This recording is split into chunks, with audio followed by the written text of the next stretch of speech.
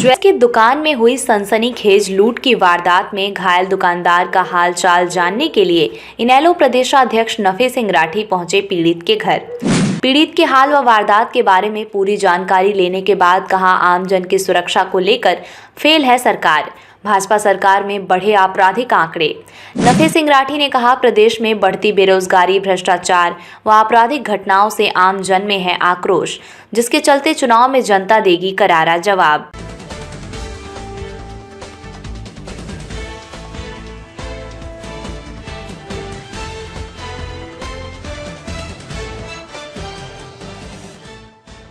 वंदे मातरम। दोस्तों, मैं भारत नागपाल इसी में मौजूद हूँ बारीगुड़ के किला मोहल्ला के अंदर जहाँ पिछले दिनों ये एमएस ज्वेलर पर जो है सनसनीखेज लूट की वारदात सामने आई और जिसमें दुकानदार को पीड़ित जो है दुकानदार उसको घायल भी किया गया चाकू के वार से और उसका जो भी अमूल्य सामान था ज्वेलरी का वो लूट करके ले गए 3 लोग। और दिन दहाड़े ये वारदात हुई है शाम को 4:30 या 4:45 बजे के आसपास, जिसमें दुकानदार व दुकानदार की जो पत्नी है वो भी दुकान में मौजूद थे और दिन दहाड़े ये वारदात 3 लोगों द्वारा यहाँ पे की गई।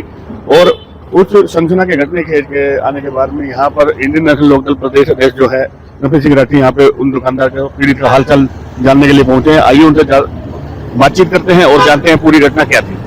सिंह राठी जी मौजूद हैं, उनके हालचाल पूछने के लिए आए हैं। आइए जानते हैं उनसे कि पूरी घटना के बारे में आप क्या कहेंगे। देखिए, ये 2 दिन पहले की घटना है और मुझे जैसे ही पता चला कि इनको चोट लगी है और ये वारदात हुई है तो मैं इनसे मिलने के लिए आया था और शहर के दर्जनों दुकानदार इनका हालचाल जानने के लिए आए हैं, मिलने के लिए आए हैं।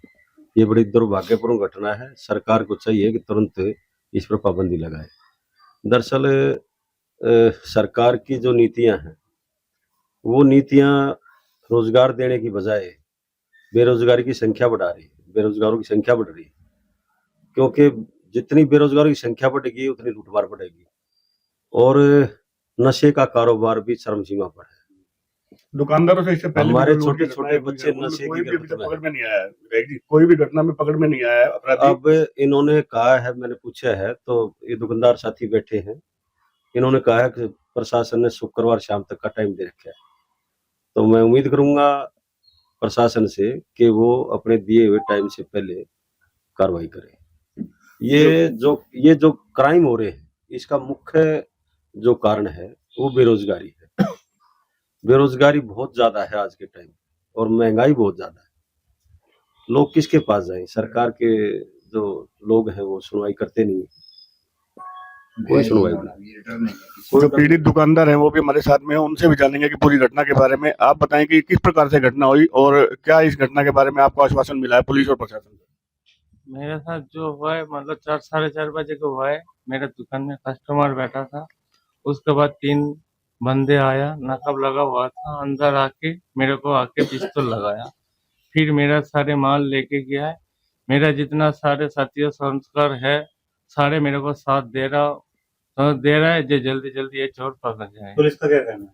पुलिस का कहना है शुक्रवार तक का टाइम ले रखा है, जितना जल्दी हो सके हम पकड़ के अब मेरे पास लेकर आएगा, मेरा दुकान पे ले आएगा। और जितना मेरा सन का है सारे मेरे को साथ दे रहा है और हमारा नेताजी आया हुआ है, इन्हें और भी साथ दे तो ये चोर जल्दी पकड़ जाएगा। क्या करेंगे शुक्रवार के बाद अगर ये कार्रवाई पूरी नहीं होती तो? नहीं करे हमारा फिर सन करने फिर और भी बड़े कदम लेंगे। इंडियन नेशनल लोकदल भी कोई इसमें भागीदारी रखेगी कि दुकानदारों के साथ में है? इंडियन नेशनल लोकदल ने हमेशा दुकानदारों का साथ दिया है। कोई भी खुल के दुकानदारों के व्यापारियों के हित में नहीं आता है। कोई किसी किस्म की घटना हो, आज अब से पहले की जितनी घटनाएं हुई है, चाहे 1989 की घटना थी जिसमें मंडल कमीशन को लेकर के बाजारों में लोग घुस गए थे, उस टाइम पे मैं चेयरमैन होता था नगर परिषद का, तब भी मैंने नगर परिषद से निकल करके उनको रोकने का काम किया था।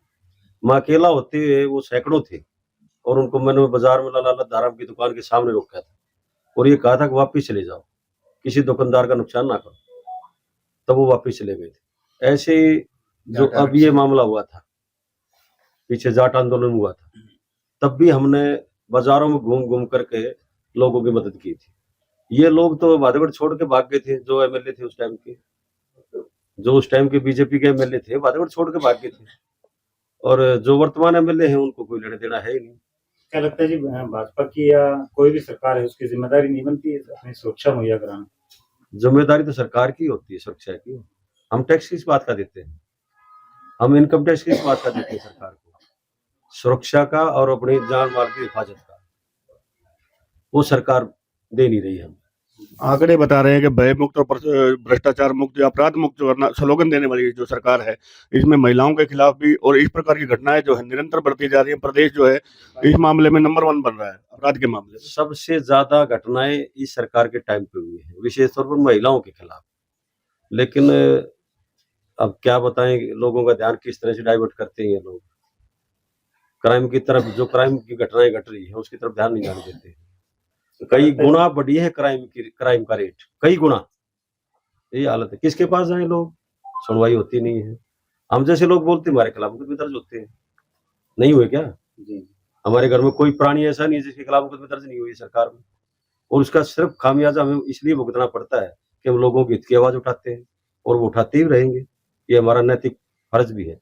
चौधरी देवलाल एक बात कहा करते कि अगर सरकार में रहो तो लोगों का कलम से भलाई करो, लोगों के हित की नीतियां बनाओ। उन्होंने बनाई भी। और अगर सरकार से बाहर रहो तो लोगों के हित की आवाज उठाओ। लोगों की जो समस्याएं हैं, जो दिक्कतें हैं, जो जुल्म ज्यादती हो रही हैं, उसके लिए लोगों की आवाज उठाओ, ताकि सरकार के कानों पर जू रहेंगे। लेकिन इस सरकार के कानों पर जू रेंग नहीं रही है। तो क्या लगता है बदलाव का समय आ चुका है? निश्चित तौर पर बदलाव होगा। ये सरकार जाएगी, इसमें कोई दो राय नहीं। और इंडियन नेशनल लोकदल पार्टी की सरकार हरियाणा में आएगी। केंद्र में भी बड़ा भारी फेरबदल होगा। आप ताज्जुब करोगे ये हुआ कैसे है, इतना भारी फेरबदल होगा। Thank you. अगर आपको हमारा चैनल अच्छा लगता है तो हमारे चैनल को लाइक करें, शेयर करें, कमेंट करें और चैनल को सब्सक्राइब करना बिल्कुल ना भूलें। वॉइस ऑफ भादुगढ़, आपकी अपनी आवाज़।